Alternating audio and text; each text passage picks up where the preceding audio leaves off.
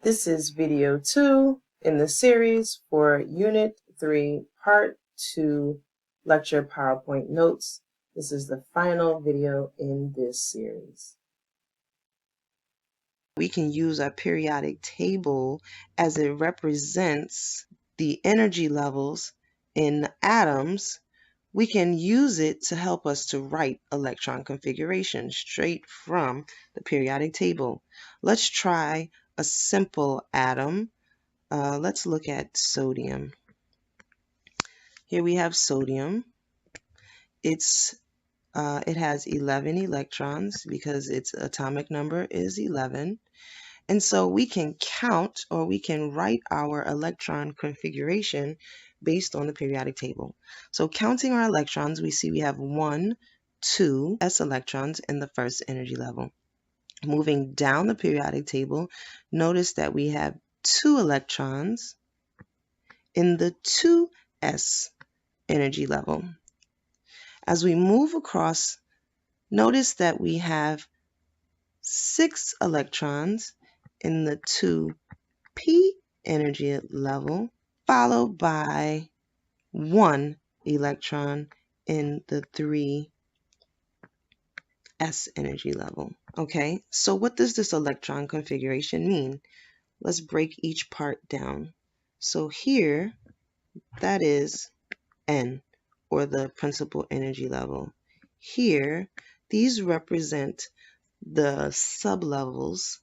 These represent the sublevels. And here we have the number of electrons in that sublevel. We could expand this electron configuration to show that the 2 electrons are in separate p orbitals, or each pair of electrons are in separate p orbitals, but that's not necessary for what we want to do here. Let's try one of the transition metals. Let's take a look at vanadium. It's got 23 electrons, and we can go about writing our electron configuration based on what we see.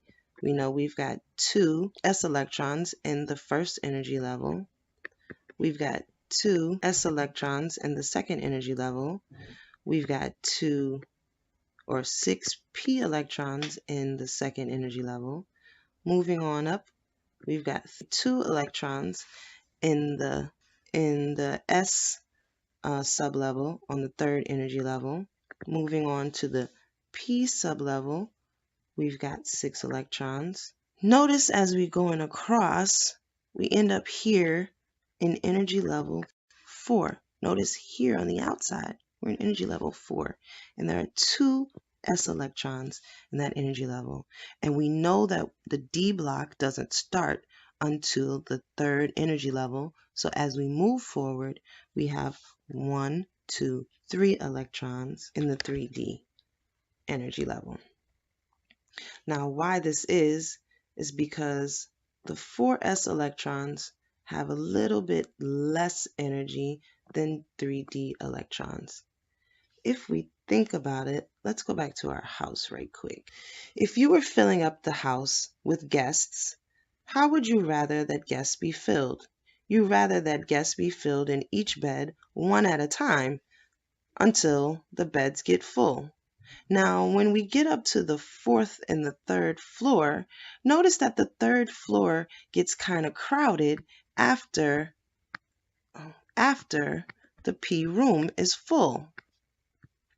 Well, remember that all systems want to have the least amount of energy expended, right? So the electrons are placed so that there's the least amount of energy that's involved in holding those electrons near the nucleus. So by crowding in electrons down here in the d orbital, that's a little bit more energy than, let's say, putting electrons up here in the 4th energy level. So once the 4s sublevel is full, then we start adding electrons here down in our d energy level on the 3rd floor. This trend continues as we move up the floors, but we won't be doing any electron configurations that go up too much farther than the 4p energy level. Maybe some 4Ds, but not necessarily 4Ps. Let's do some more practice. Let's do one of these elements over here. Let's take a look at selenium. Notice that selenium, we'll start over here. Selenium has 34 electrons, so we can fill up the electrons based on the periodic table. And I'm going to write them quickly. Notice that we write the 4s. We've got the two 4s electrons followed by the d electrons. And then we have 1, 2, 3, 4 p electrons. And what energy level are we out here? Notice that out here, we're still in the 4th energy level, so we put those there. Notice that as we went along, we filled in electrons just as we were going from atom to atom, right? So there is at some point where we can do a shorthand notation for electron configuration. If we use the noble gas configuration, we can determine if we know what the previous noble gas is, we can use that configuration as a shorthand. So let's take a look at sodium. Sodium is number 11. The previous noble gas is neon. How many electrons does neon have? Well, the number is here, 10. So we can take these 10 electrons and we can do this notation as neon followed by the remaining electrons in sodium. And we have our noble gas configuration. Let's take a look at selenium. Selenium, the previous noble gas here, is argon. Argon has 18 electrons, so we can count out the first 18 electrons. And that is 2, 4, 10. And we have these guys here. So notice that these first 10 electrons, or these first 18 electrons, represent argon. Notice we're left with the remaining electrons for the remaining electron configuration. So we can write it as argon 4s2 3d10 4p4. Now, when we're thinking about valence electrons, those are going to be the ones found in the outermost energy level, and that is N. So, whenever you're looking at valence electrons, you want to find those that are in the highest energy level. So, let's take a look at sodium. What are the valence electrons in sodium? Well, if we look at the electron configuration, we notice that 3s, notice that the highest energy level is 3, so sodium has 1 valence electron. And we know that because it's found in group 1, right here. Let's take a look at selenium. Well, if we find the highest energy level, we notice that that is 4.